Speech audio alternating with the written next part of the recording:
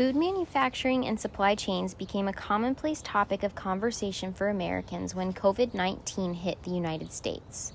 Well, maybe the conversations weren't directly about the supply chain, but consumers were certainly talking about the empty shelves at grocery stores when the pandemic struck. During the global pandemic, and even still today, because we're not out of it yet, but especially when we were at the beginning, our supply chain bent, but it did not break. And that's kind of important because, a lot of folks were saying our supply chain has failed us. Our form of agriculture in the United States is not viable, and therefore we need to reinvent the entire process. I would push back a little bit on that and say that we adapted extremely well.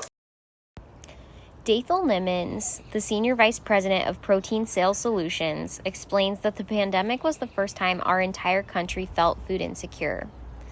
She shared that typically the people who feel insecure about food are the very young, the very old, and the immunodeficient, or the very poor.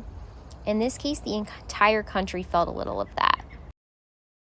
The reason that we were able to keep our supply chains open is because global trade of food products in most parts of the world stayed open.